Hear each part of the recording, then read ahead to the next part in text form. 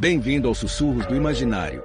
Nosso canal é totalmente dedicado a audiobooks, proporcionando uma experiência imersiva para todos os amantes de boas histórias. Aqui, você pode relaxar e deixar sua imaginação fluir enquanto escuta os melhores títulos literários. Dica especial: para uma experiência ainda mais completa, recomendamos que você acompanhe o audiobook com o livro físico ou o e-book.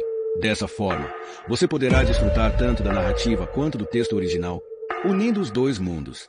Pedimos desculpas especialmente aos deficientes visuais por quaisquer falhas que possam ocorrer nos audiobooks, como trechos em outras línguas, pequenos erros de narração ou tradução. Isso acontece porque utilizamos narração sintética para manter a produção dos áudios. Queremos ouvir você. Sugira nos comentários livros que gostaria de ver aqui no canal. Não se esqueça de curtir, comentar e se inscrever para ficar por dentro de todas as novidades. Obrigado por estar conosco e bons sussurros.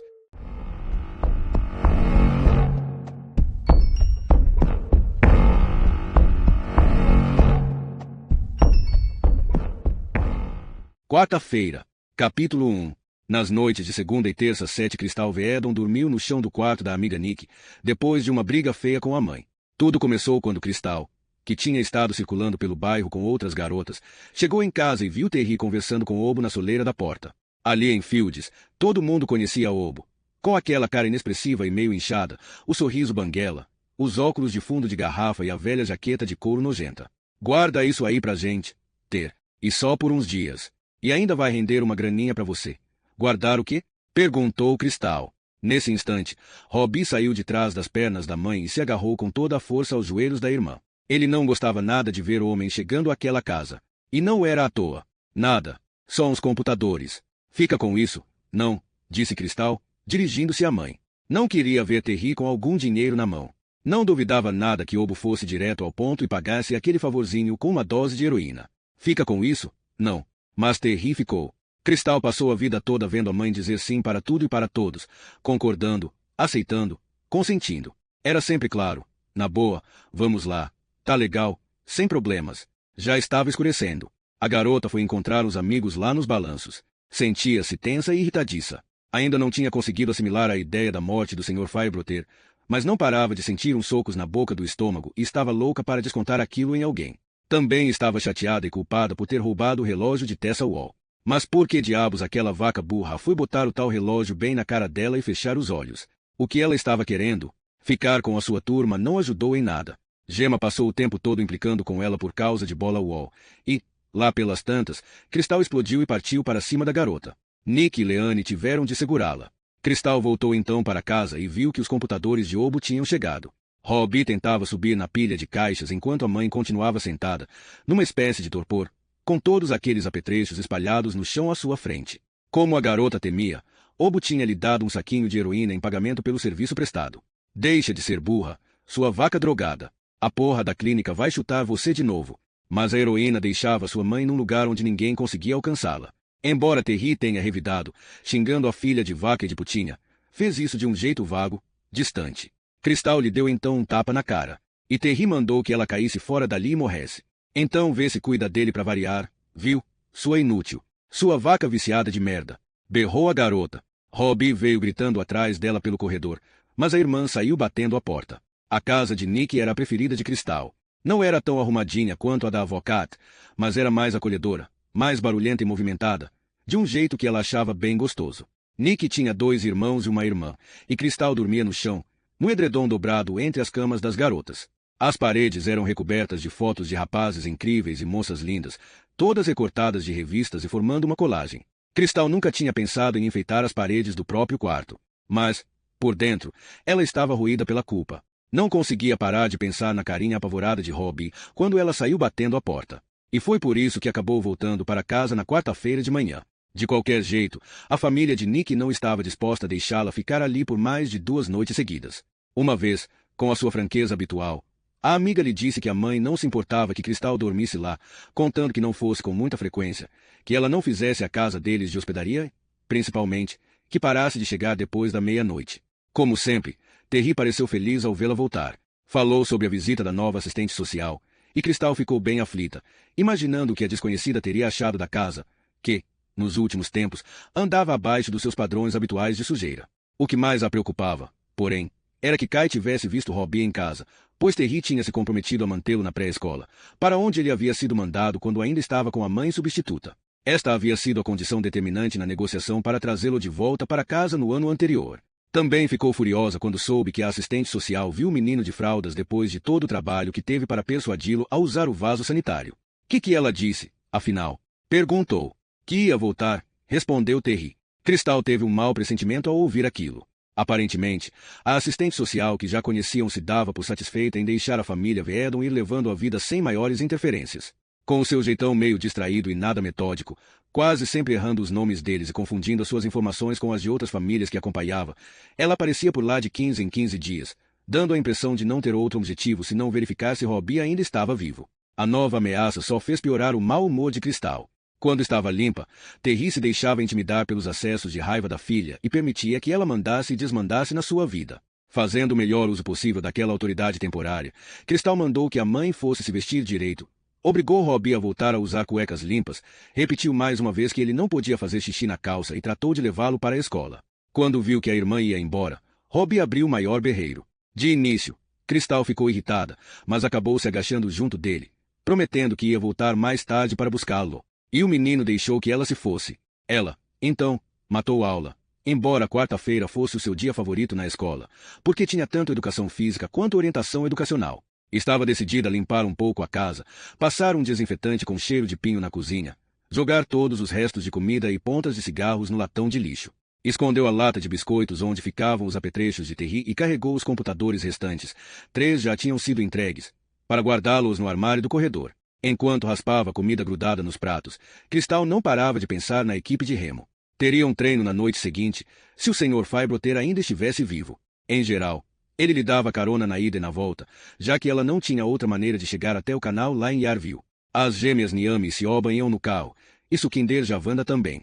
Na escola, Cristal não tinha nenhum contato com as 3, mas, desde que passaram a fazer parte do mesmo time, elas sempre diziam tudo bom, quando se cruzavam nos corredores.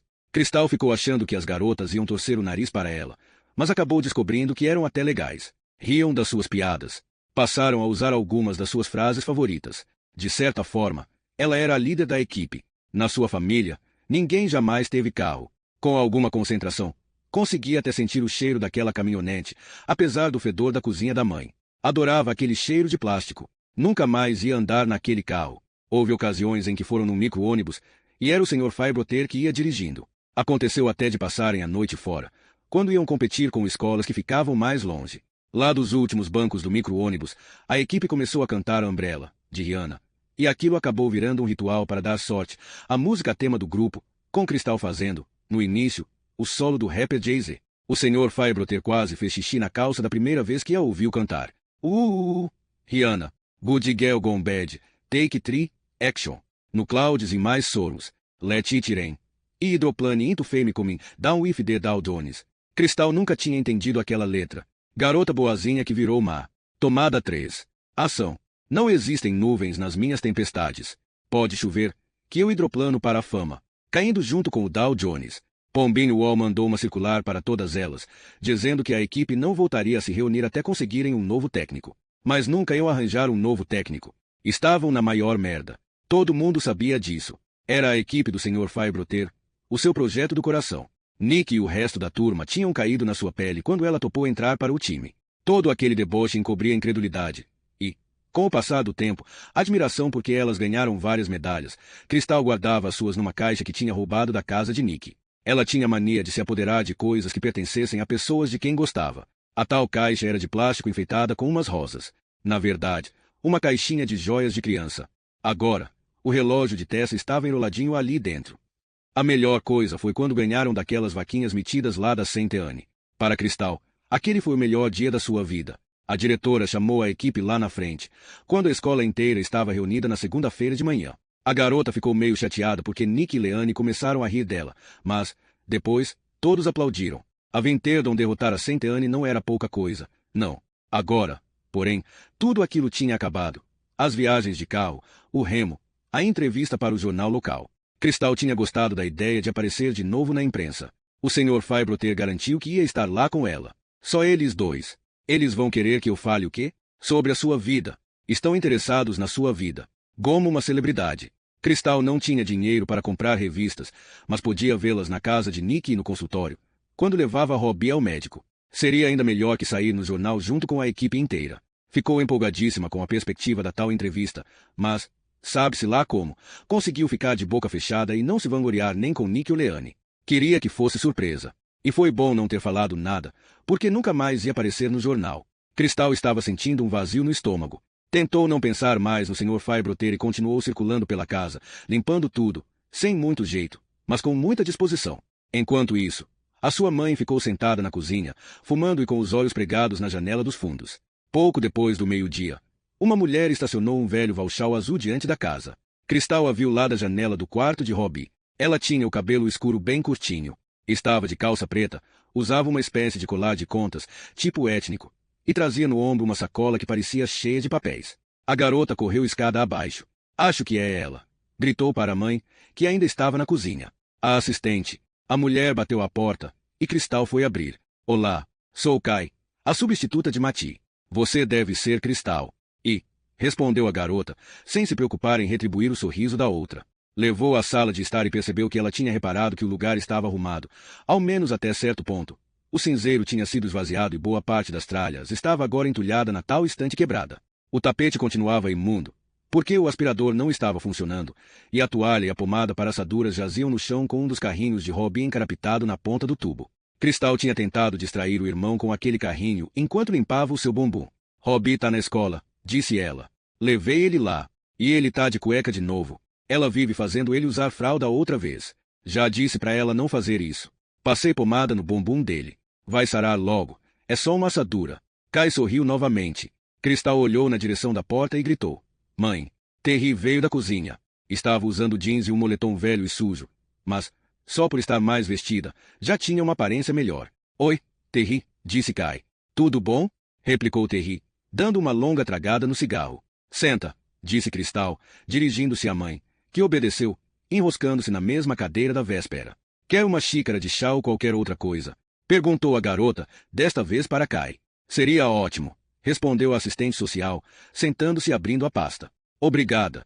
Cristal saiu da sala às pressas, mas ficou prestando a maior atenção, tentando ouvir o que Kai dizia à sua mãe. Com certeza não esperava me ver de novo tão cedo, não é, Terry? Foi a frase que ouviu. A mulher tinha um sotaque estranho. Parecia gente de Londres, como aquela babaquinha toda metida à besta que tinha entrado para a escola agora e que estava deixando metade dos garotos assanhadíssimos. E que fiquei bem preocupada com Robbie ontem. Cristal me disse que ele voltou para a escola hoje. Foi, disse Terry. Ela que levou. Voltou para casa hoje de manhã. Voltou? De onde? Tava só na. Fui dormir na casa de uma amiga, respondeu Cristal, que voltou correndo à sala para se defender. Mas voltou hoje de manhã, acrescentou Terry. A garota foi verificar a chaleira. Quando a água começou a ferver, o barulho ficou tão forte que ela não conseguiu mais ouvir uma palavra do que a mãe e a assistente social estavam dizendo. Tentando fazer tudo o mais depressa possível, despejou um pouco de leite nas canecas, junto com os saquinhos de chá, e voltou para a sala carregando as 3 canecas pelando. Chegou bem a tempo de ouvir Kai dizendo, falei com a senhora Harper lá na escola ontem, aquela vaca, exclamou Terry. Pronto, disse Cristal, pondo as canecas no chão e virando a alça de uma delas na direção de Kai. Muito obrigada, replicou a assistente social. A senhora Harper me disse, Terry, que Robbie tem faltado muito nos últimos 3 meses. Há um bom tempo que não vai lá uma semana inteira, não é mesmo? Que? Perguntou Terry. Não vai? Não. Vai? Sim. Só faltou ontem. E quando estava com dor de garganta. Quando foi isso? Que? Tem um mês e meio, por aí. Cristal sentou no braço da poltrona da mãe. Ficou encarando Kai ali do alto, mascando seu chiclete com toda a força, com os braços cruzados, como Terry. Kai tinha uma pasta volumosa aberta no colo. A garota detestava aquelas pastas. Ali tinha um monte de coisas que eles escreviam, guardavam e, depois, usavam contra as pessoas. Eu é que levo o Robbie para a escola, disse ela. Fica no caminho da minha. Bom, segundo a senhora Harper, a frequência de Robbie piorou bastante, insistiu Kai, olhando as anotações que tinha feito depois da conversa com a administradora da instituição. O problema é o seguinte, Terry, você se comprometeu a manter Robbie na pré-escola quando ele voltou para casa no ano passado. Porra nenhuma, principiou a mulher. Não, cala a boca, esbravejou Cristal. E, virando-se para Kai, acrescentou. Ele estava doente, tá? As amígdalas estavam inflamadas. A médica mandou dar antibiótico. E isso foi quando? Tem umas 3 semanas. Por aí. Tá. Quando estive aqui ontem, disse Kai, voltando a se dirigir à mãe dos meninos. Cristal mascava o chiclete com toda a força e os seus braços formavam uma barreira dupla na altura das costelas. Você parecia estar tendo muita dificuldade em atender às necessidades do seu filho. Cristal olhou para Terry. As suas coxas eram 2 vezes as da mãe na largura. Eu nunca, principiou Terry, mas mudou de ideia. Ele tá ótimo. Uma desconfiança passou pela cabeça de Cristal, como a sombra de um abutre em voos circulares. Terry, você tinha usado droga quando cheguei aqui ontem. Não tinha. Porra nenhuma. Que merda. Você tá. Não usei nada. Tá bom. Cristal sentia um peso comprimindo os seus pulmões e os ouvidos zombindo. Pelo visto, Obo não tinha dado só um saquinho à sua mãe, mas um monte deles. A assistente social a viu inteiramente chapada.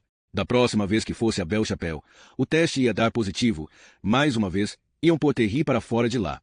E, sem a metadona, ia ser de novo aquele pesadelo. Terry virando um verdadeiro bicho, voltando a abrir a boca cheia de dentes quebrados para o pau de qualquer estranho. É assim, alimentar as próprias veias. E Robbie ia ser levado embora de novo, talvez para nunca mais voltar. Num coraçãozinho de plástico vermelho pendurado ao chaveiro que estava sempre no seu bolso, Cristal tinha uma foto de Robbie. Uma foto já antiga. O coração de verdade da garota começou a bater forte, do jeito que ele batia quando ela remava a toda, puxando e puxando os remos na água, com os músculos tinindo, e vendo a outra equipe ir ficando para trás. Sua babaca! Gritou ela, mas ninguém a ouviu, porque Terry continuava esbravejando, e Kai, sentada ali com a caneca nas mãos, tinha um ar absolutamente indiferente. Não usei porra nenhuma, você não tem prova nenhuma. Sua babaca idiota, disse Cristal, ainda mais alto. Não usei nada, cacete. Que porra de mentira é essa? Berrava Terry. Um bicho preso numa rede, se debatendo e ficando cada vez mais enredado. Não fiz merda nenhuma, tá bom? Nunca.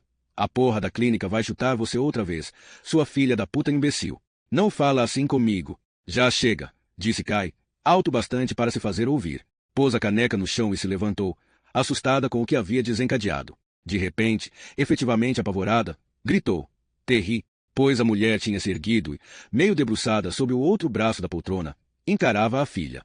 Como gárgulas, as duas berravam, o nariz de uma quase encostando no da outra. Cristal, gritou ela, quando a garota ergueu o punho. Num movimento brusco, Cristal saiu da poltrona, afastando-se da mãe. Ficou espantada ao sentir um líquido quente lhe escorrendo pelo rosto, um tanto confusa, achou que pudesse ser sangue. Mas eram lágrimas, apenas lágrimas, que reluziram nos seus dedos quando ela passou a mão para enxugá-las. Tudo bem, disse Kai, nervosa. Vocês duas, tratem de se acalmar, por favor. Calma você, porra, retrucou Cristal. Ainda trêmula, ela enxugou o rosto com o braço e se encaminhou para a poltrona da mãe. Terry se encolheu, mas a garota simplesmente apanhou o maço e o isqueiro, pegou o último cigarro que havia ali e o acendeu. Soltando baforadas, atravessou a sala na direção da janela e virou de costas, tentando conter mais lágrimas antes que elas começassem a escorrer. Ok, disse Kai, ainda de pé. Será que podemos conversar com calma? Ah, cai fora daqui, exclamou Terry, num tom apático. A questão toda é Robbie, insistiu Kai, que, assustada demais para relaxar, continuava de pé. E por ele que estou aqui, para garantir que ele fique bem. Tá legal. Ele andou faltando a porra da escola, retrucou Cristal, lá da janela. E desde quando isso é crime? É crime? Repetiu Terry, num eco distante. Não é só a escola, disse Kai. Quando o vi ontem, ele estava mijado e assado. Robbie já está grande demais para usar fralda. Eu tirei a fralda dele. Agora, ele tá de cueca. Já disse? Pô, exclamou Cristal, furiosa. Lamento, Terry, prosseguiu Kai. Mas você não estava absolutamente em condições de cuidar sozinha de uma criança pequena. Eu nunca. Pode ficar repetindo para o resto da vida que não usou droga ontem, disse Kai, e, pela primeira vez, Cristal percebeu algo real e humano na voz daquela mulher, exasperação, irritação. Mas vai ser submetida ao teste lá na clínica. Nós duas sabemos muito bem que o resultado vai ser positivo. Eles estão dizendo que é a sua última chance, que vão cortá-la novamente do programa. Terry limpou a boca com o dorso da mão. Olhem só. Dá para ver que nenhuma das duas quer perder Robbie, então não leva ele embora. Porra! Gritou Cristal. As coisas não são tão simples assim, replicou Kai, voltando a se sentar. Apanhou a pesada pasta do chão onde ela tinha caído e a pôs no colo novamente. Quando conseguiu ter Robbie de volta, no ano passado, Terry, você estava há um tempo sem usar heroína. Na época, você se comprometeu a continuar limpa, a seguir o programa, e também aceitou algumas outras condições, como por exemplo, manter o menino na escola. E fiz, só por uns tempos, interrompeu Kai. Por uns tempos, você fez o que prometeu, Terry, mas demonstrar que está se esforçando não é o bastante. Depois do que vi quando estive aqui ontem, e depois de conversar com a senhora Harper e com a responsável pelo seu caso lá na clínica, acho que não temos outra alternativa senão analisar mais uma vez como as coisas estão funcionando. Que é isso? Indagou Cristal. Mais uma porra de revisão de caso. É? Pra quê? Pra quê? Hein? Ele tá direitinho. Tô cuidando dele. Cala a boca, porra! Gritou ela, dirigindo-se à mãe, que estava tentando dizer alguma coisa lá da poltrona. Ela não. Eu é que tô cuidando dele, falou? Prosseguiu ela, parada diante de Kai, com o rosto corado, os olhos pintadíssimos cheios de lágrimas de raiva, batendo com um dos dedos no próprio peito. Cristal visitou Robbie regularmente na casa dos pais substitutos durante todo o mês que o menino passou longe delas. Ele se agarrava à irmã. Queria que ela ficasse para lanchar, chorava quando ela ia embora. Parecia que lhe arrancavam um pedaço do próprio corpo e o mantinham como refém. Cristal quis que Robbie fosse para a casa da avó Cat, como ela foi tantas vezes em criança, sempre que Terry entrava numa das suas crises. Agora, porém, a bisavó estava velha e fragilizada, e não tinha tempo para cuidar de Robbie. Compreendo perfeitamente que você ama o seu irmão e está fazendo tudo o que pode por ele, Cristal, disse Kai. Mas, legalmente, você não é a... Não sou o quê? Sou a porra da irmã dele. Não sou? Está certo, interrompeu Kai, em tom firme. Acho que já está na hora de encararmos os fatos. Terry, Bel Chapelle vai eliminá-la definitivamente do programa se você aparecer dizendo que não usou drogas e o teste der positivo. A responsável pelo seu acompanhamento deixou isso bem claro quando nos falamos por telefone. Afundada naquela poltrona, estranho híbrido de velhinha e criança, com aqueles dentes faltando, Terry tinha o olhar vago e desamparado. Acho que a única maneira de você conseguir evitar isso, prosseguiu Kai, é admitir, logo de cara, que usou a droga, assumir a culpa pela recaída e mostrar que está disposta a começar tudo de novo, desta vez, do jeito certo. Terry continuou olhando fixo. A mentira era a única forma que ela conhecia para enfrentar os seus inúmeros acusadores. Tá, tudo bem. Vamos lá, balbuciou ela. Mas, logo depois, voltou a repetir. Não usei. Não usei porra nenhuma. Aconteceu alguma coisa especial esta semana para você usar heroína, mesmo já estando com uma dose considerável de metadona? Perguntou Kai. Aconteceu. Sim, respondeu Cristal. Foi o Obo que apareceu aqui, e ela não sabe dizer uma porra de um não pra ele. Cala a boca, disse Terry, mas sem se alterar. Aparentemente, estava tentando assimilar o que a assistente social tinha lhe dito, aquele conselho estranho e perigoso que ela lhe dera, mandando que dissesse a verdade. Obo? Repetiu Kai. Mas quem é Obo? Um filho da puta, respondeu Cristal. E o seu traficante? Indagou a assistente social. Cala essa boca, exclamou Terry mais uma vez, dirigindo-se à filha. Por que você não disse não pra ele, cacete? Perguntou Cristal, aos berros. Tudo bem, interrompeu Kai, mais uma vez. Vou telefonar de novo para a clínica, Terry. Vou tentar convencer a responsável pelo seu acompanhamento, dizendo que acho que a sua permanência no programa só traria benefícios para a família. Vai, exclamou a garota, atônita. Estava achando que Kai era uma grandíssima filha da puta, mais filha da puta até que aquela mãe substituta com a sua cozinha impecável e aquele jeito todo gentil de falar com ela, o que a fazia sentir-se um lixo. Vou, sim, replicou a assistente social. Mas, no que me diz respeito, como representante do Departamento de Proteção à Criança, isso é muito sério. Terry, vamos ter que monitorar as condições domésticas de Robbie bem de perto. E precisamos ver que as coisas estão mudando. Tá legal, disse a mulher, concordando, como sempre concordava com tudo e com todos. Vão mudar, sim, interveio Cristal. Pode deixar. Ela vai mudar. Vou ajudar. Ela vai mudar.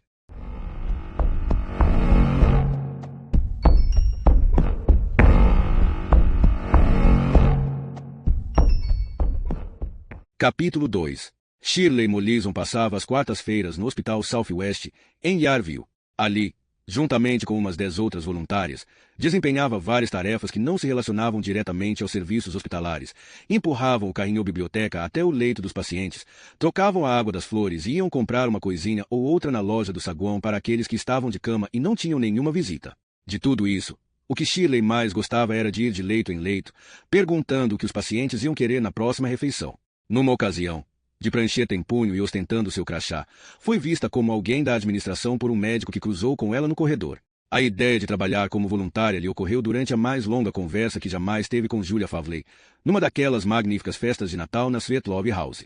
Ficou sabendo que Julia estava empenhada em arrecadar fundos para o setor de pediatria do hospital local. Nós precisávamos mesmo era da visita de algum membro da família real, disse Julia, com os olhos voltados para a porta às costas de Shirley. Vou pedir a Aubrey que tenha uma conversinha com Norman Bailey. Ah, desculpe, preciso cumprimentar Lawrence. E Shirley ficou parada ali, ao lado do piano de cauda, dizendo, claro, claro, mas falando para as paredes. Não fazia a mínima ideia de quem era Norman Bailey, mas sentiu a cabeça rodar. Já no dia seguinte, sem sequer dizer a Howard o que estava prestes a fazer, ligou para o Hospital Southwest e pediu informações sobre trabalho voluntário. Quando lhe disseram que não havia qualquer tipo de exigência, a não ser um caráter irrepreensível, uma mente sem pernas fortes, solicitou um formulário de inscrição. O trabalho voluntário lhe abriu as portas de um mundo inteiramente novo, glorioso. Era o sonho que, inadvertidamente, Julia Fawley tinha lhe proporcionado ao lado daquele piano de cauda, ver-se, com as mãos cruzadas à frente do corpo, toda compenetrada, com o crachá pendurado ao pescoço, enquanto a rainha passava bem devagar diante de uma longa fila de auxiliares todos sorridentes. Imaginou-se até fazendo uma perfeita reverência que atrairia o olhar da soberana. Esta pararia, então, para lhe falar, cumprimentando-a por devotar o seu tempo livre de forma assim tão generosa. O flash de um fotógrafo e, nos jornais do dia seguinte, a rainha conversa com a senhora Shirley Mollison, que trabalha como voluntária no hospital. Às vezes, quando se concentrava efetivamente nessa cena imaginária, era tomada por uma sensação quase sagrada. Ser voluntária no hospital tinha lhe dado uma nova arma reluzente para ceifar as pretensões de Maureen. Quando passou de vendedora a sócia, como uma espécie de Cinderela, a viúva de quem resolveu se dar uns ares de importância, coisa que deixava Shirley furiosa, embora ela engolisse tudo aquilo com o mais meigo dos sorrisos. Agora, porém, voltava a ficar por cima.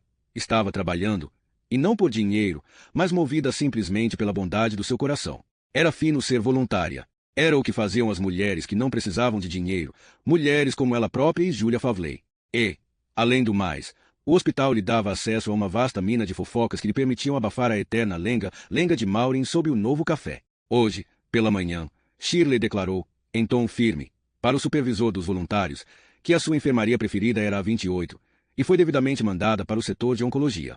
Era lá que trabalhava a única amiga que fez em meio à equipe de enfermagem. Algumas das jovens enfermeiras às vezes eram grosseiras e tentavam mandar nos voluntários, mas Ruth Price, que reassumiu a profissão depois de 16 anos afastada, se mostrou encantadora desde o começo. Nas palavras de Ruth, ambas eram mulheres de Pagford, o que criava um laço entre elas. Embora, a bem da verdade, Shirley não fosse nascida em Pagford. Ela e a irmã mais moça tinham crescido com a mãe, em Yarville, num apartamento minúsculo e mal cuidado. A sua mãe bebia muito. Nunca se divorciou do pai das meninas, pai que elas jamais viram na vida. Aparentemente, todos os homens das redondezas sabiam como ela se chamava e diziam o seu nome com um risinho de deboche. Mas isso foi há muito tempo, e Shirley era de opinião que o passado se desintegra quando a gente nunca o menciona, e se recusava a se lembrar dele. Shirley e Ruth se cumprimentaram felizes da vida, mas havia muito trabalho a fazer por ali e não sobrava tempo para nada, a não ser uns poucos comentários sobre a morte súbita de Belry Firebroter. Combinaram de almoçar juntas ao 12:30, e Shirley logo tratou de ir buscar o carrinho dos livros. Estava de ótimo humor. Podia ver o futuro com tamanha clareza que parecia até que ele já estava acontecendo. Howard, Miles e Aubrey Fawley iam se unir para eliminar Fields de uma vez por todas, e isso seria comemorado com um jantar na Svetlove House. Shirley tinha achado o lugar deslumbrante. O imenso jardim com o relógio de sol, as cercas vivas de topiaria e os lagos.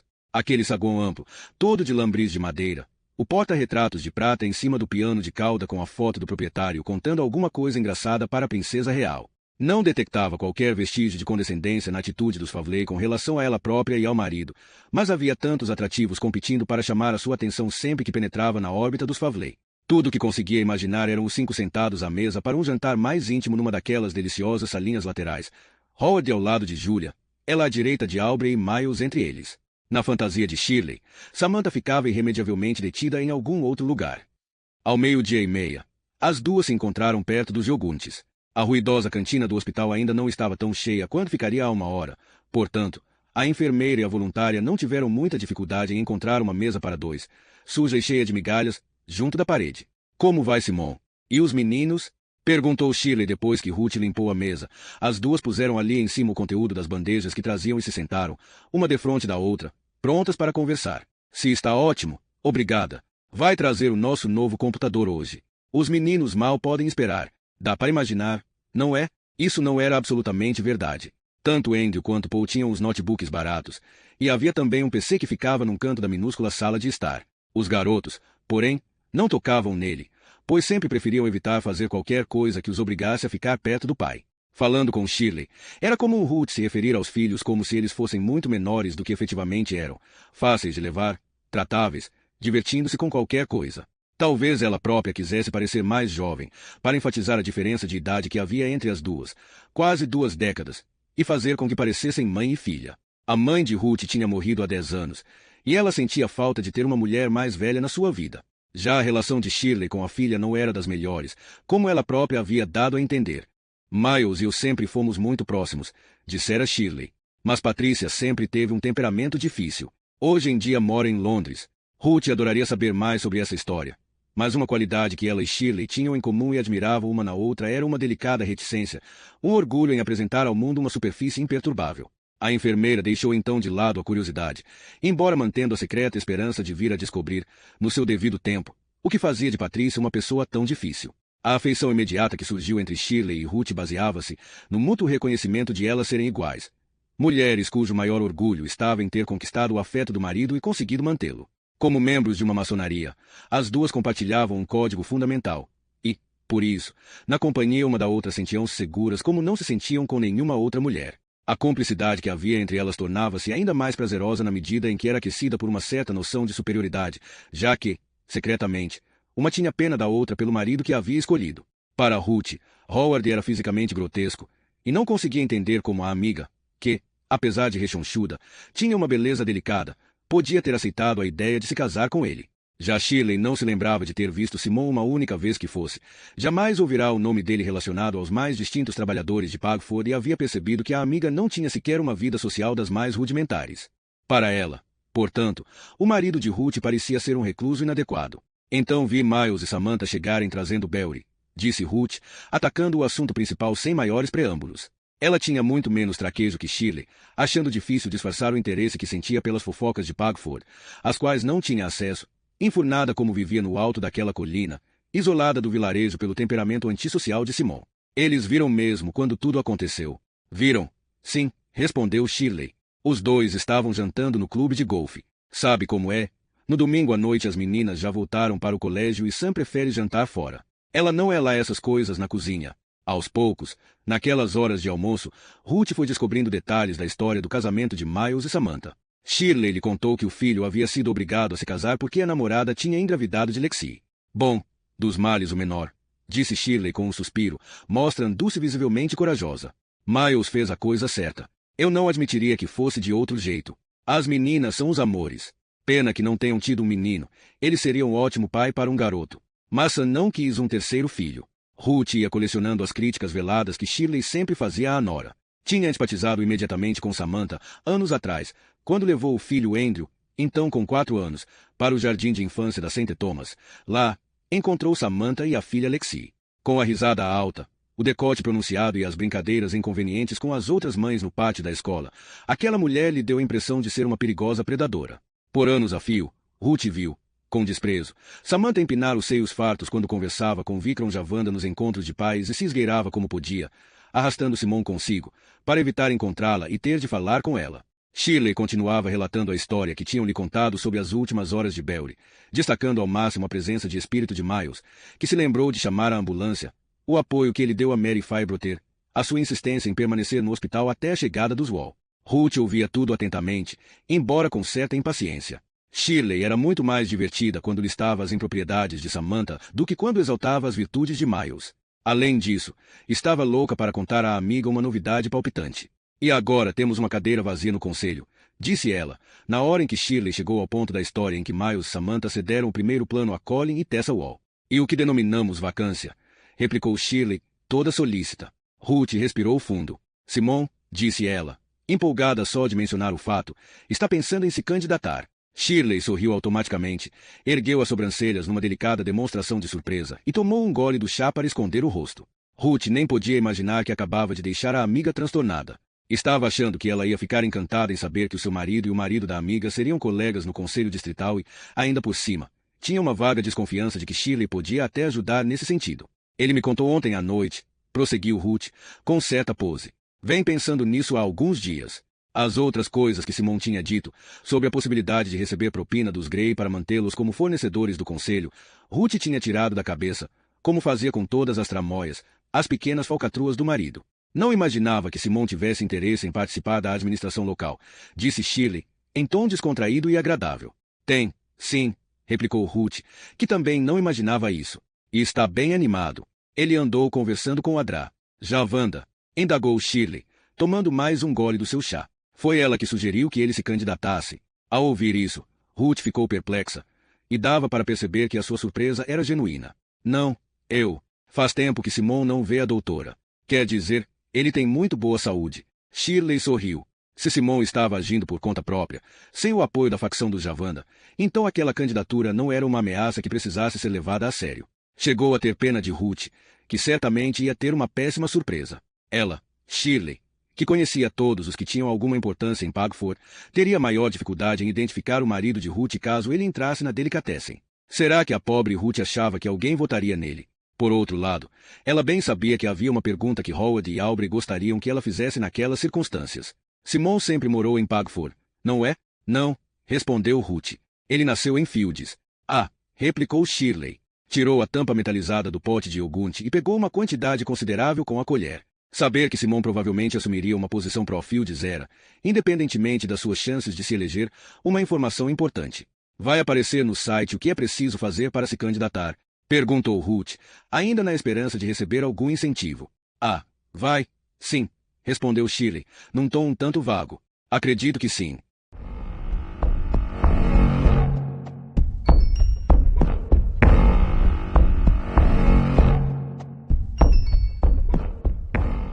Capítulo 3. Andrew, Bola e outros 27 alunos passaram o último tempo da tarde de quarta tendo aula do que Bola chamava de asnática. Aquele era o penúltimo dos níveis de classificação por rendimento em matemática. A aula era dada pela professora mais incompetente do departamento, uma mocinha cheia de espinhas, recém-formada, incapaz de manter a disciplina nas turmas e que vira e mexe se mostrava a ponto de chorar. Bola, que ao longo do ano anterior havia colecionado uma série de notas baixas, tinha ido para um grupo mais atrasado nessa matéria. Andrew, que passava a vida lutando com os números, estava sempre com medo de acabar ficando no pior grupo de todos, junto com Cristal Veedon e o primo dela, Danny Tully. Contra a barra os dois garotos sentaram juntos, bem no fundo da sala. Às vezes, quando se cansava de divertir a turma ou de incitar os colegas a fazerem mais bagunça, Bola ensinava ao amigo como resolver uma conta qualquer. O barulho ali dentro era ensurdecedor. À sorte, Harvey berrava a plenos pulmões, implorando por silêncio. Folhas de exercícios apareciam cobertas de obscenidades. Os alunos se levantavam o tempo todo para ir até a carteira de um colega e faziam isso arrastando as cadeiras pelo chão, e pequenos mísseis voavam pela sala sempre que a professora estava olhando para outro lado. Vez por outra, Bola inventava uma desculpa qualquer e saía circulando pela sala imitando o andar de pombinho, com aqueles passos saltitantes e os braços colados ao corpo. Era nessa aula que o humor do garoto se expandia ao máximo. Em inglês, matéria em que tanto ele quanto Andrew estavam no grupo mais adiantado, Bola não parecia muito interessado em usar pombinho como material de diversão.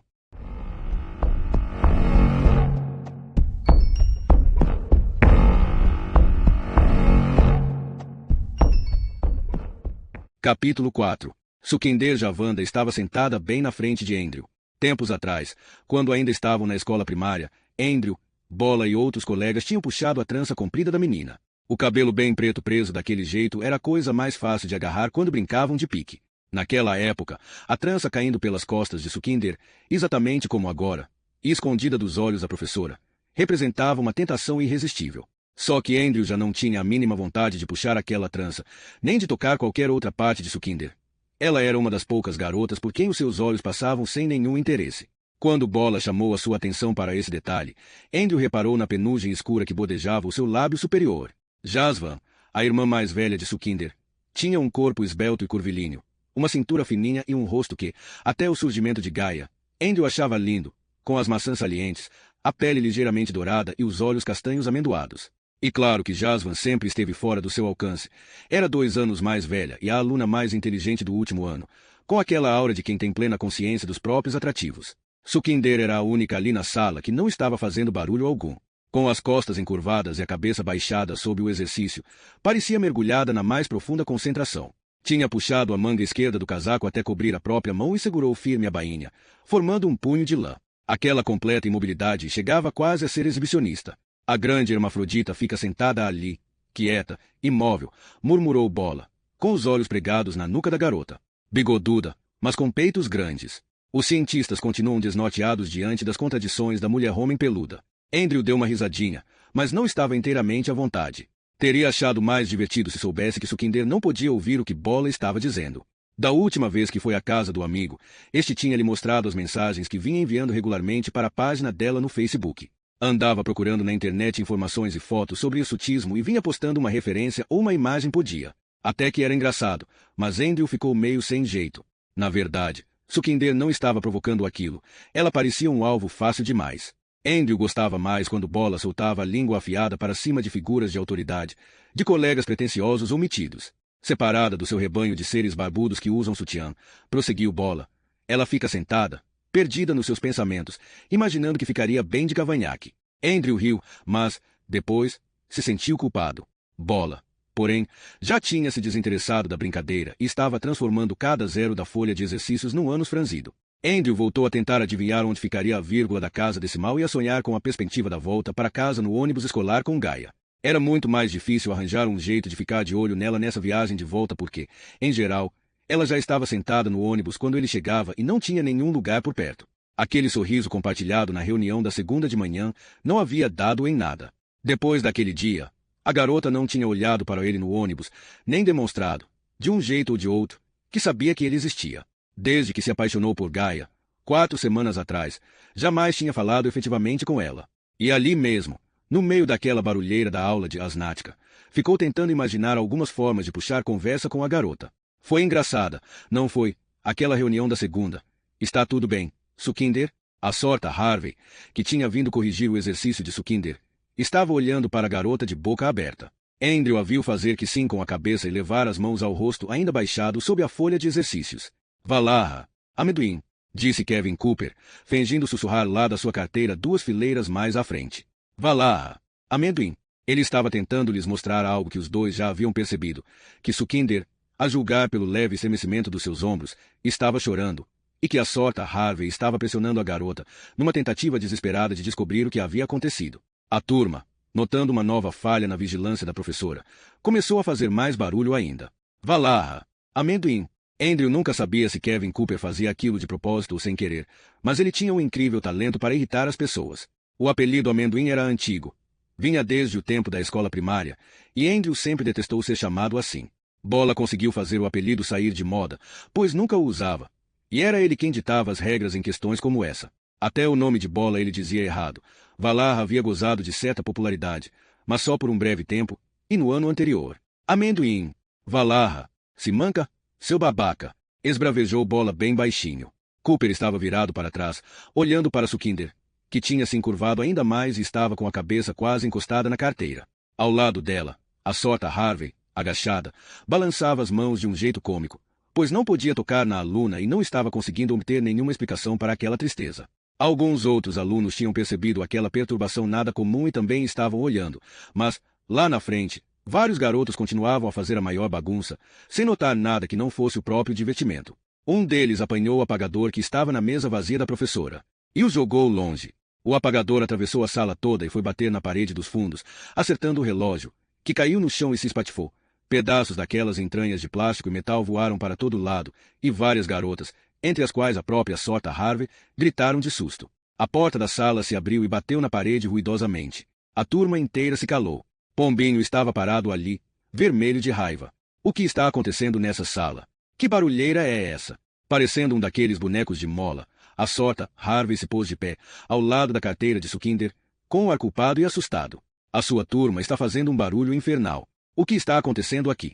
A professora parecia ter perdido a fala. Kevin Cooper se inclinou no encosto da cadeira, rindo, olhando da sorta Harvey para Pombinho, deste para Bola e assim por diante. Mas foi Bola quem falou. Bom, para ser absolutamente sincero, pai, o problema é que a gente dá de 1000 nessa pobre mulher aqui. A turma inteira caiu na gargalhada. O pescoço da sorta Harvey ficou quase roxo de tão vermelho. Balançando-se na cadeira apoiada só nos pés de trás, com um jeitão descontraído, o rosto impassível, Bola ficou olhando para Pombinho com uma indiferença desafiadora. Já chega! Exclamou o vice-diretor. Se ouvir mais um barulho que seja vindo desta sala, ponho a turma inteira em detenção. Estão entendendo? A turma inteirinha. E, quando bateu a porta, os alunos ainda estavam rindo. Vocês ouviram o que disse o vice-diretor. Berrou a sorta Harvey, voltando às pressas para a frente da sala. Silêncio! Estou mandando fazer silêncio. Você, Andrew, e você, Stuart, tratem de limpar essa sujeira toda. Catem os pedaços do relógio.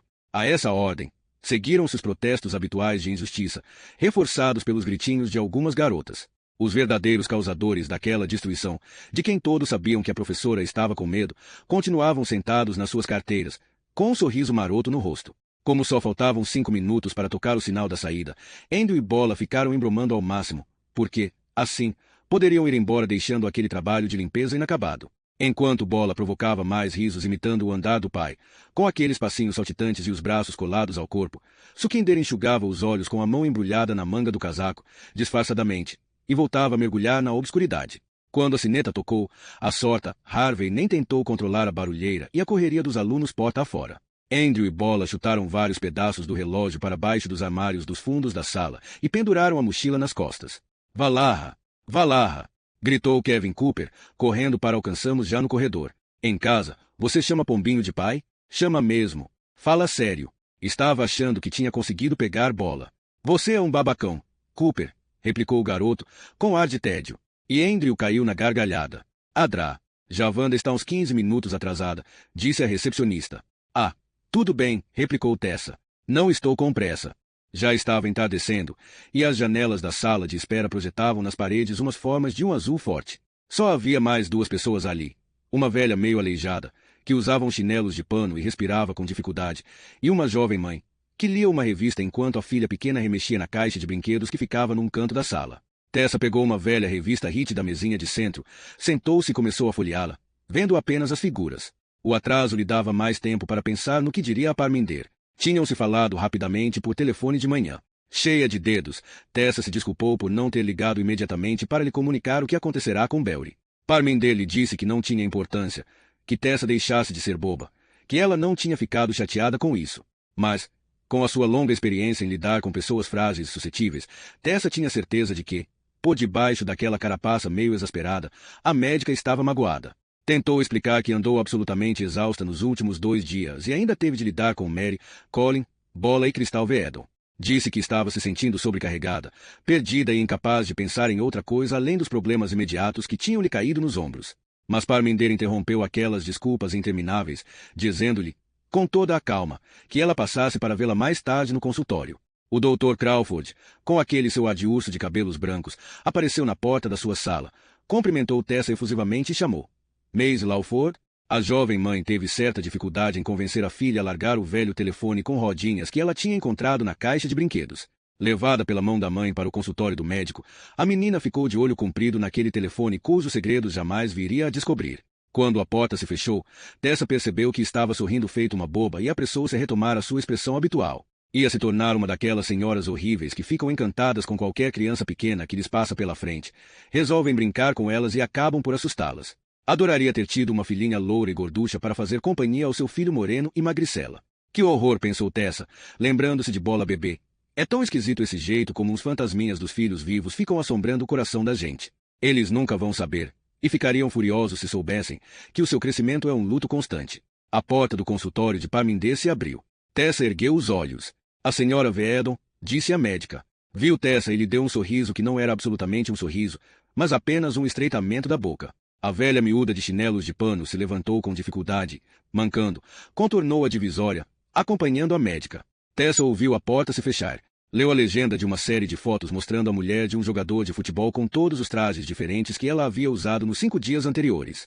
Analisando as pernas compridas e esguias da mulher, Tessa se perguntou se a sua vida teria sido diferente se ela tivesse umas pernas assim. E não pôde se impedir de supor que teria sim, e muito. As suas eram grossas, curtas e não torneadas. Adoraria escondê-las o tempo todo dentro de botas.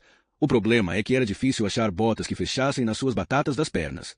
Lembrava-se de ter dito a uma menina bem gorducha, lá no serviço de orientação educacional, que a aparência não tinha a menor importância, pois o que contava mesmo era a personalidade. Quanta besteira a gente diz para as crianças, pensou ela, virando a página da revista. Uma porta que não dava para ver dali foi aberta com um golpe seco. Ouviu-se uma voz meio rouca, que gritava: "Você só tá me fazendo piorar. Isso não tá certo. Vim aqui para ficar melhor. Esse é o seu trabalho. E a sua?" Tessa e a recepcionista se entreolharam. Em seguida, viraram-se na direção daqueles gritos. Tessa ouviu a voz de Parminder, com aquele sotaque de Birmingham ainda perceptível depois de tantos anos morando em Packford. "A senhora continua fumando, senhora Veedon, e isso interfere na medicação que lhe dei. Se parasse de fumar, os fumantes metabolizam a teofilina muito mais depressa, portanto o cigarro não está apenas agravando seu enfisema, mas também afetando a capacidade que o remédio teria de... Não grita comigo. Já tô de saco cheio. Vou denunciar você. Você me deu a porra do remédio errado. Quero outro médico. Quero me consultar com o Dr. Crawford." A velha saiu da sala, mancando, ofegante, com o rosto inteiramente vermelho. "A vaca dessa paquistanesa vai acabar me matando. Não chegue perto dela", gritou a mulher, dirigindo-se a Tessa. "Ela vai matar você com esses remédios de merda. Sua paque filha da puta." E lá se foi ela rumo à saída, com aquelas pernas finas, andando sem muita firmeza com os pés calçados de chinelos, a respiração ruidosa, xingando tão alto quanto lhe permitiam os seus pulmões comprometidos. A porta se fechou às suas costas. Mais uma vez, Tessa e a recepcionista se entreolharam. E a porta do consultório também voltou a se fechar. Uns 5 minutos depois, Parminder reapareceu. A recepcionista fez questão de ficar olhando fixo para a tela do computador. "Senhora Wall", disse a médica, mais uma vez apertando os lábios num daqueles sorrisos que não chegavam a ser um sorriso. "O que aconteceu?" perguntou Tessa, já sentada diante da mesa de Parminder. "A nova medicação da senhora Veedon está lhe causando os problemas estomacais", respondeu a outra, com toda a calma. "Então, vamos tirar sangue hoje." "E", disse Tessa, a um só tempo intimidada e magoada com a fria atitude profissional de Parminder. "Como é que você está, Minda?" "Eu", exclamou a outra. "Tudo bem." "Por quê?" "Bom, Belry, sei o que ele representava para você e você para ele."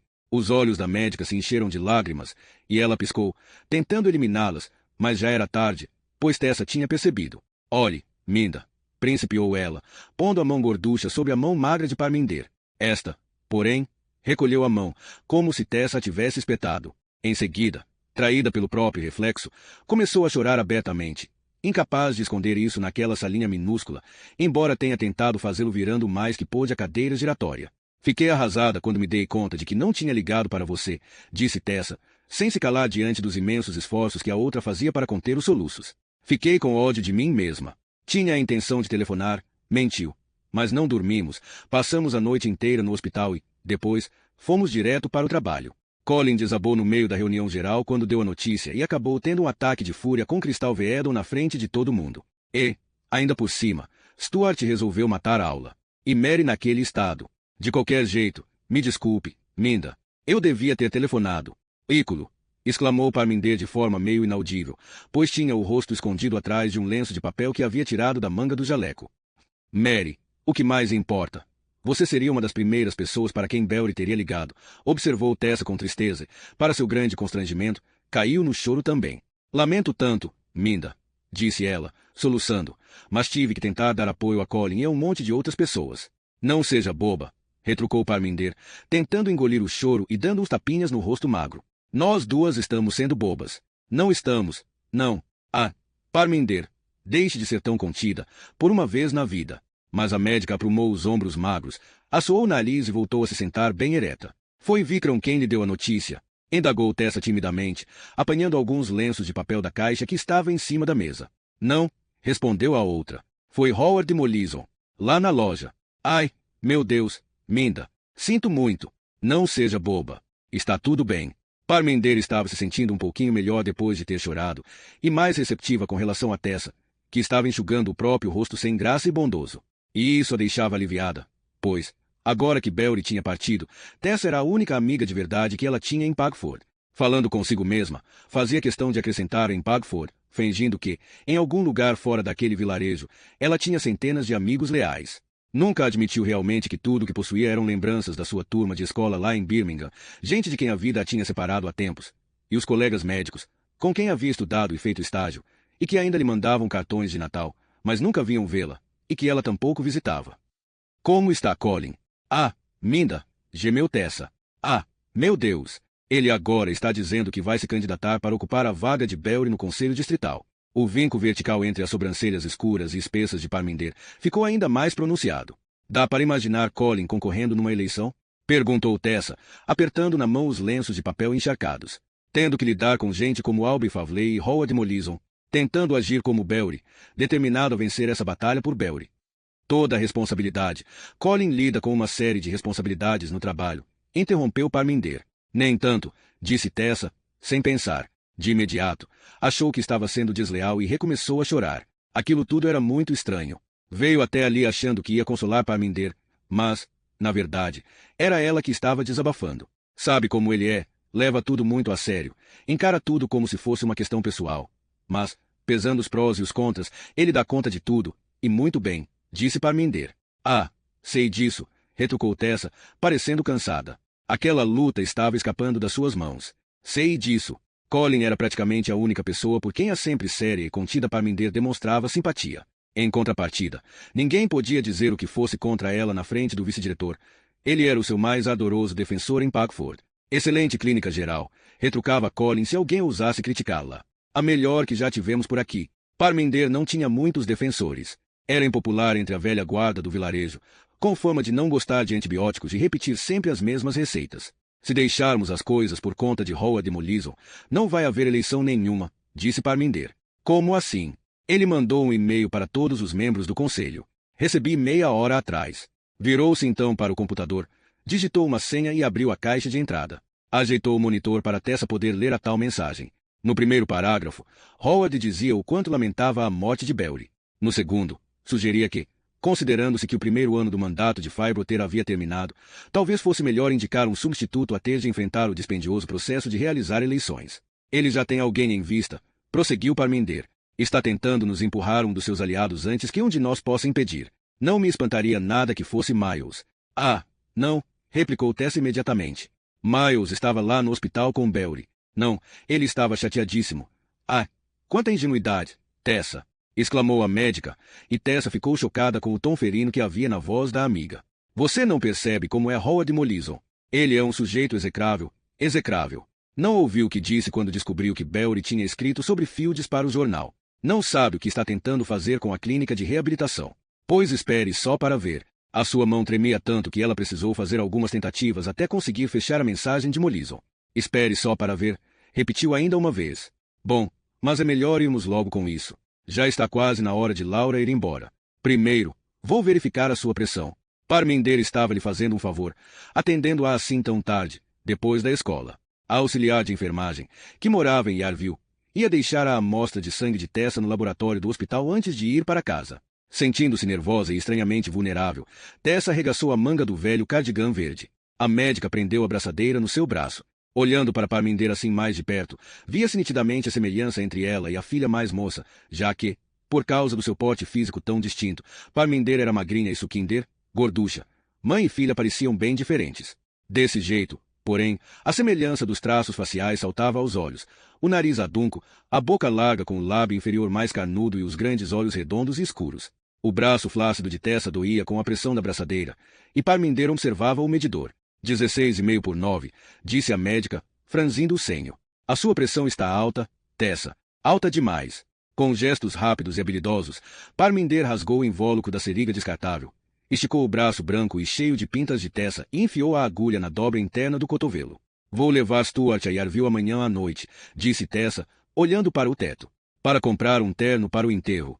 Não quero nem pensar na cena que vai ser se ele tentar ir de jeans. Colin vai ficar uma fera. Estava tentando não prestar atenção ao líquido escuro e misterioso que ia enchendo o tubinho de plástico. Tinha medo de que ele pudesse traí-la, revelar que não tinha se comportado tão bem quanto deveria, permitir que todas as barras de chocolate e os doces que havia comido aparecessem ali sob a forma traiçoeira da glicose. Pensou então com amargura que seria muito mais fácil resistir ao chocolate se a sua vida fosse menos estressante. Já que passava praticamente todo o seu tempo tentando ajudar os outros, era difícil ver os doces como algo assim tão danoso. Observando Parminder colar as etiquetas nos frascos com o seu sangue, viu-se, embora o marido e a amiga pudessem considerar isso uma heresia, torcendo para que Howard Mollison saísse vencedor, evitando, assim, a realização de uma eleição.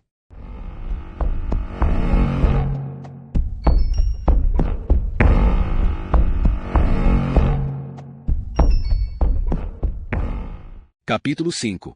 Todo dia. Simon Price saía da gráfica invariavelmente às 5 horas. Tinha cumprido seu horário e pronto. A casa estava à sua espera, limpinha e gostosa, lá no alto da colina, um mundo bem distante do barulho incessante do seu local de trabalho em Yarville. Permanecer ali além da hora de bater o ponto, embora fosse agora gerente, Simon nunca parou de pensar como nos seus tempos de aprendiz, equivaleria a admitir que a sua vida doméstica deixava a desejar ou, o que era ainda pior, que estava tentando puxar o saco do gerente geral. Hoje, porém, tinha algo a fazer antes de ir para casa. Foi para o estacionamento encontrar o operador de empilhadeira, que vivia mascando chicletes. Juntos, percorreram as ruas que já iam ficando às escuras, com o garoto indicando o caminho, até chegaram a Fields, passando aliás diante da casa onde ele tinha morado. Há anos que Simon não ia àquele lugar. A sua mãe tinha morrido, e ele não via o pai desde os seus 14 anos e não fazia ideia de onde ele estaria. Ficou aflito e deprimido ao ver a sua antiga casa com uma das janelas coberta de tábuas e o mato crescido. A sua falecida mãe era tão caprichosa. O rapazinho lhe disse para estacionar no final da Foley Road. Saiu do carro, deixando Simon para trás, e se dirigiu a uma casa de aparência particularmente mal cuidada. Pelo que dava para ver a luz da lâmpada do poste mais próximo, parecia haver uma pilha de lixo amontoado debaixo de uma das janelas do térreo. Foi só então que Simon se perguntou se tinha sido uma atitude sensata vir buscar o computador roubado no seu próprio carro. Atualmente, com toda a certeza havia câmeras de segurança por ali, para vigiar todos aqueles vândalos e delinquentes. Olhou ao seu redor, mas não viu nada nem ninguém, a não ser uma mulher gorda que espiava, sem disfarçar, por uma daquelas janelinhas quadradas que eram todas iguais. Simon a encarou de cara amarrada, mas ela continuou ali, fumando um cigarro. Ele, então, escondeu o rosto com a mão e ficou vigiando através do para-brisa. O garoto já vinha saindo da tal casa e voltava para o carro carregando com alguma dificuldade o computador dentro de uma caixa. Atrás dele, na soleira da porta, Simon viu uma adolescente com um garotinho aos seus pés.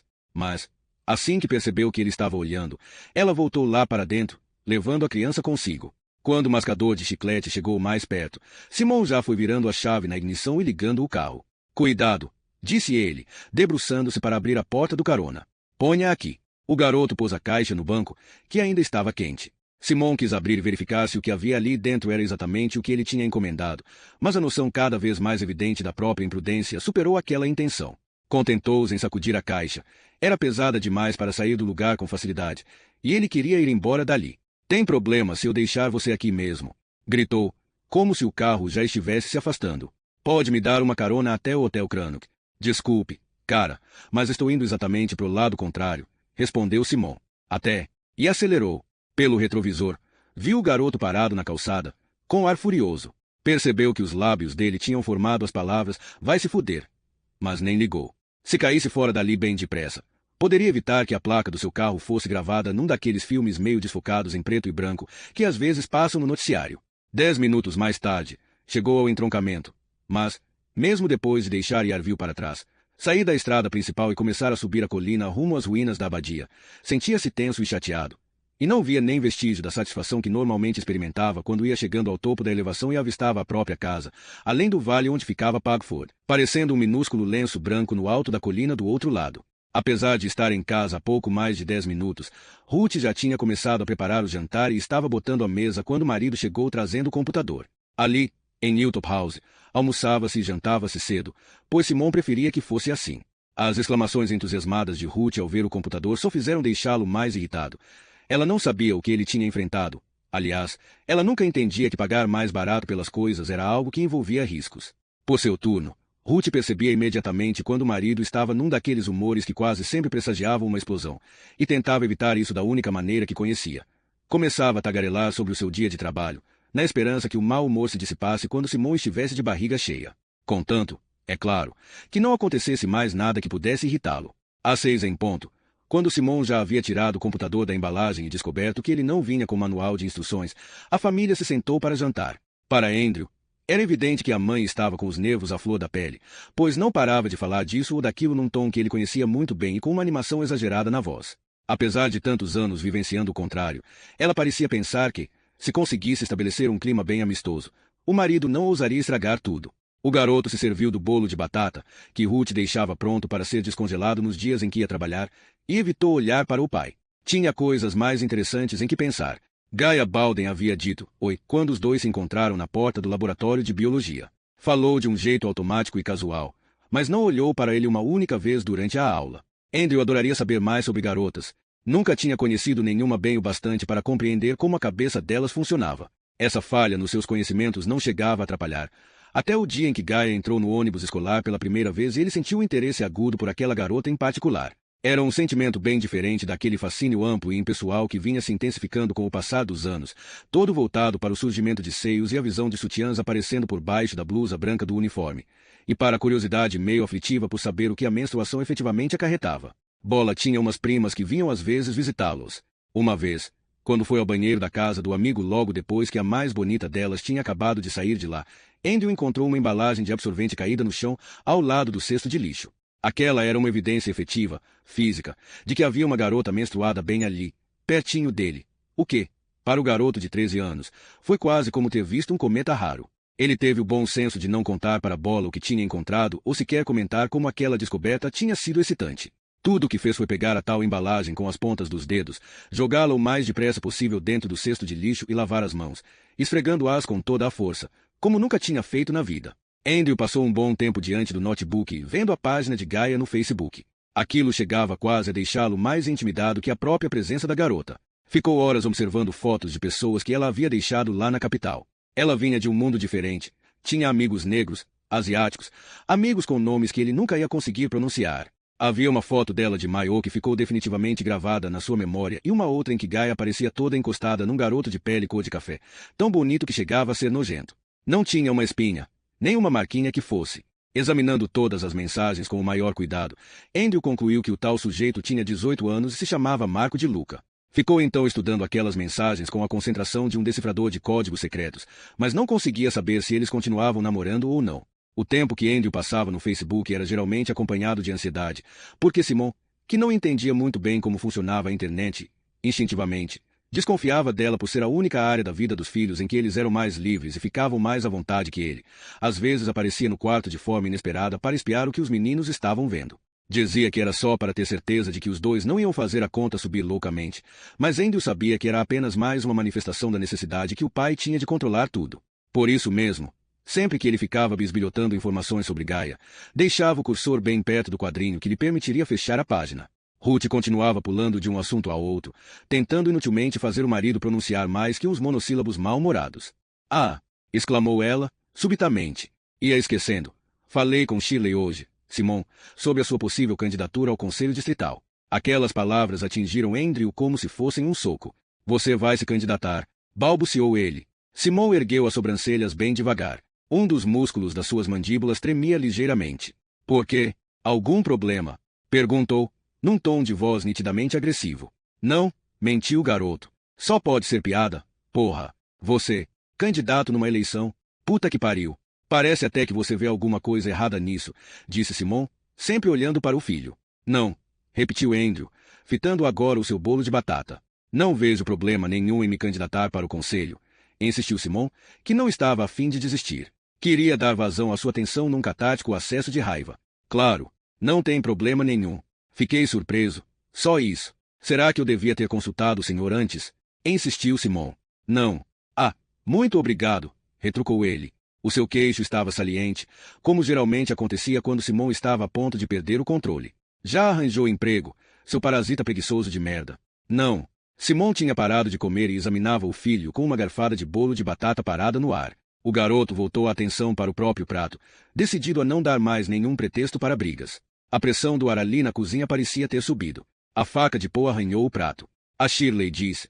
Recomeçou Ruth, com a voz meio esganiçada, determinada a fingir que estava tudo bem até que fosse absolutamente impossível. Que vai estar tudo no site do conselho, Simon. Vai aparecer o que a pessoa tem que fazer para se candidatar. Ele ficou calado. Já que a sua última e melhor tentativa não deu certo, Ruth também se calou. Tinha medo de saber qual era o motivo do mau humor do marido. Ficou ansiosíssima. Ela sempre se preocupava demais e não podia evitar. Sabia que ele ficava enlouquecido quando ela lhe pedia para tranquilizá-la. Não precisava dizer nada. Sim, que é? Está tudo certo. Não está. Com o computador, Ruth era péssima atriz. Tentou falar com uma voz calma, descontraída, mas ela saiu trêmula e esganiçada. Não era a primeira vez que entravam objetos roubados naquela casa. Simon também havia descoberto um jeito de adulterar a medição da eletricidade e fazia uns trabalhinhos por fora, lá na gráfica, para ganhar algum dinheiro extra. Aquilo tudo deixava Ruth com dor de estômago, ou sem conseguir dormir à noite. Mas Simão tinha um profundo desprezo por gente que não tem coragem de dar um jeitinho nas coisas, e, em parte, o que a encantou nele, desde o começo, foi que um rapaz assim rude e violento, que desprezava as pessoas e tratava quase todo mundo de modo áspero e agressivo, tivesse se sentido atraído por ela, que alguém tão difícil de agradar a tivesse escolhido como sendo a única que valia a pena. Que história é essa? Perguntou Simão, baixinho. Toda a sua atenção se voltou do filho para a mulher e se expressava pelo mesmo olhar fixo, malévolo. Bom, não vai ter nenhum problema, vai? Ele então sentiu uma necessidade brutal de castigar Ruth por ela ter intuído os seus próprios temores e instigá-los ainda mais com a sua ansiedade. Olha, eu não ia dizer nada, principiou ele, falando devagar para ter tempo de inventar uma história qualquer, mas acontece que teve uns problemas, sim, quando eles foram roubados. Andrew e Paul pararam de comer e ficaram olhando. Parece que um segurança foi espancado, mas, quando fiquei sabendo, já era tarde demais. A única esperança é que tudo isso acabe não dando em nada. Ruth mal conseguia respirar. Não podia acreditar que o marido falasse de um assalto violento com toda aquela calma. Isso explicava o seu mau humor quando ele chegou em casa. Isso explicava tudo. Por isso é fundamental que ninguém mencione esse computador, acrescentou Simon. Lançou aos três um olhar feroz para convencê-los dos perigos só pela força da sua personalidade. Não vamos dizer nada, replicou Ruth, num sopro de voz. A sua imaginação fértil já estava lhe mostrando a polícia batendo à sua porta, o computador sendo examinado, e Simon, detido, injustamente acusado de assalto com agravante, indo para a cadeia. Vocês ouviram o seu pai? Indagou aos filhos, num tom um pouco mais alto que um sussurro. Não digam a ninguém que compramos um computador novo. Tudo vai dar certo, observou Simon. Não vai ter problema, contanto que todo mundo fique de boca calada. E se concentrou novamente no bolo de batata. Num relance, os olhos de Ruth foram de Simon aos filhos e voltaram ao marido. Paul empurrava a comida de um lado para o outro no prato, em silêncio, assustado. Mas Andrew não tinha acreditado numa única palavra do pai. Seu filho da puta mentiroso. Você só está querendo deixar ela com medo. Quando acabaram de jantar, Simon se levantou e disse: Bom, vamos ver se pelo menos essa porra funciona. Levante daí, acrescentou, dirigindo-se a Paul. Tire aquele troço da caixa e ponha ele com cuidado. Eu disse com cuidado, em cima da mesinha. E você, disse ainda, apontando agora para Andrew, tem aula de informática, não tem? Então pode me dizer o que fazer. E foi para a sala de estar. Andrew sabia que o pai estava armando para que os dois fizessem alguma besteira.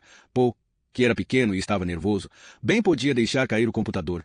E, com toda a certeza, ele próprio ia se confundir com uma coisa ou outra. Lá na cozinha, Ruth fazia o maior barulho, lavando a louça do jantar. Pelo menos, estava fora da linha de fogo. Andrew foi ajudar Paul a levantar o computador, que era bem pesado. Ele aguenta sozinho, esbravejou Simon. Afinal, não é tão mariquinhas assim. Milagrosamente, Paul, com os braços trêmulos, conseguiu pôr aquela carga em cima da mesa sem fazer nenhum estrago. Ficou então parado ali, com os braços pendendo ao lado do corpo, impedindo que o pai se aproximasse. Saia da frente, seu babaquinha idiota, berrou Simon. O menino se afastou correndo e ficou olhando lá de trás do sofá. Onde é que eu enfio isso? Perguntou ele a Andrew, pegando um fio qualquer, aleatoriamente. Enfia no cu, seu desgraçado. Se me der ele aqui. Estou perguntando onde tenho que enfiar a porra do fio. Insistiu Simon, aos berros. Você tem aula de informática? Então me diga onde ele entra. O garoto foi olhar a parte de trás da CPU. Primeiro, mandou o pai enfiar o tal fio no lugar errado, mas depois, por sorte, indicou a entrada certa. Estavam quase acabando quando Ruth veio se juntar a eles na sala. Bastou uma olhadela rápida para Andrew perceber que a mãe não queria que aquela coisa funcionasse. Preferia 1000 vezes que o marido largasse o tal computador num canto qualquer, sem se importar com as 80 libras gastas na sua compra. Simon sentou diante do monitor. Depois de várias tentativas inúteis, ele se deu conta que o mouse sem fio estava sem pilhas. Mandou Paul ir correndo buscar umas na cozinha. Quando o menino voltou, o pai tirou as pilhas da sua mão como se ele fosse fugir com elas, com a ponta da língua aparecendo entre o lábio e os dentes de baixo, o que deixava o seu queixo projetado para a frente de um jeito estúpido. Simon agia como se a tarefa de enfiar 2 pilhas naquele pequeno compartimento fosse a coisa mais complicada do mundo. Ele sempre fazia aquela cara animalesca, meio enlouquecida, como o alerta de que estava chegando ao seu limite, descendo ao ponto em que já não respondia mais pelas próprias reações. Andrew se imaginou saindo da sala e deixando o pai se virar sozinho, privando da plateia que ele tanto gostava de ter quando ia ficando cada vez mais enfurecido. Chegou quase a sentir o mouse lhe batendo na cabeça no momento em que, na sua imaginação, ele virava as costas para ir embora. Entra, porra! Simon começou a fazer um ruído baixo, quase um grunhido, algo que só ele fazia e que combinava perfeitamente com a tal cara animalesca. Entra, Porra, enfia isso aí. É, você. Você que tem esses dedinhos de menina. Esbravejou ele, batendo com o mouse e as pilhas no peito do filho caçula. Com as mãos tremendo, o menino ajeitou os tubinhos metálicos no lugar certo, fechou a tampa plástica do compartimento e devolveu o mouse ao pai. Obrigado, Paulinha. O queixo de Simão estava tão projetado que ele parecia até o homem de Neandertal. Normalmente, agia como se objetos inanimados estivessem conspirando para deixá-lo irritado. Mais uma vez, ele pôs o mouse em cima do pad. Tomara que funcione. Uma setinha branca apareceu na tela e começou a deslizar para um lado e para o outro, obedecendo ao comando de Simão. Com isso, desatou-se um verdadeiro torniquete de medo.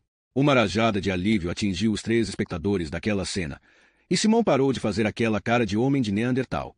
Andrew visualizou uma fila de japoneses e japonesas de jaleco branco, as pessoas que haviam montado aquela máquina impecável, todos com dedos delicados e habilidosos como os de Paul, inclinando-se para cumprimentá-lo, educadíssimos e gentis. O garoto abençoou todos eles e também as suas famílias.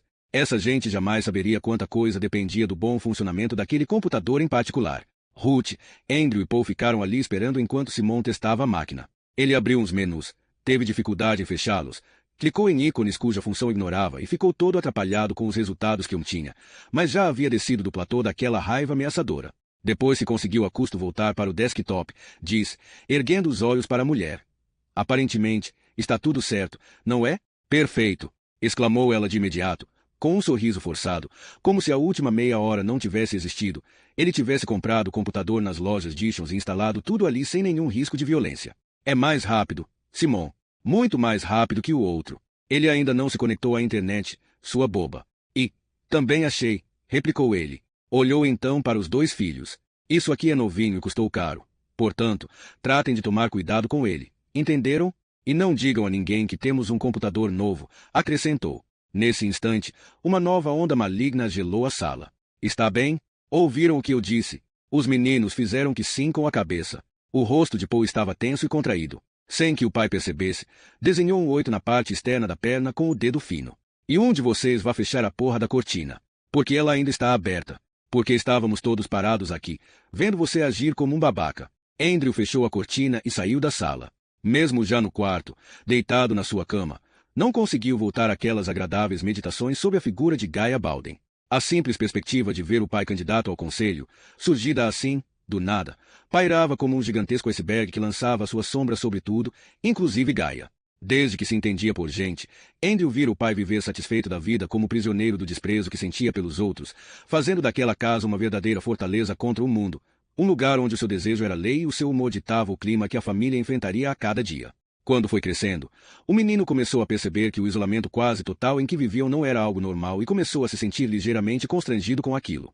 Pais de amigos seus perguntavam onde ele morava, incapazes de situar a sua família. Acontecia de lhe perguntarem se a sua mãe ou seu pai pretendiam comparecer a eventos sociais ou beneficentes. Havia, às vezes, quem se lembrasse de Ruth na época da escola primária, quando as mães se encontravam no pátio. Ela era muito mais sociável que Simon. Talvez, se não tivesse casado com um homem assim tão antissocial, fosse como a mãe de Bola, que se encontrava com amigos para almoçar ou jantar, que participava ativamente da vida do vilarejo.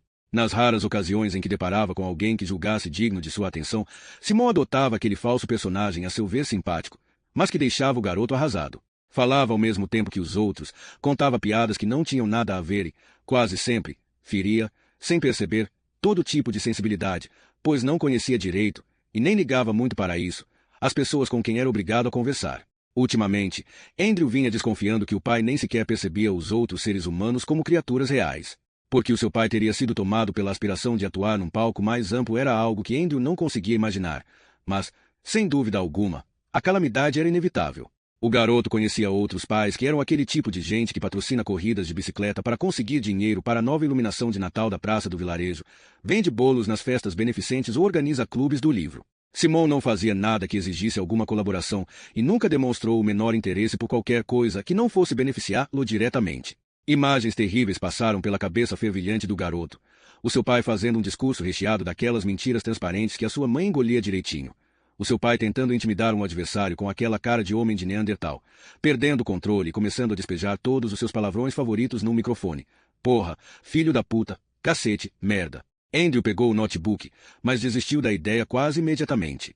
Nem lhe ocorreu pegar o celular em cima da mesa. Uma aflição e uma vergonha tão grandes assim não cabiam no e-mail ou no SMS.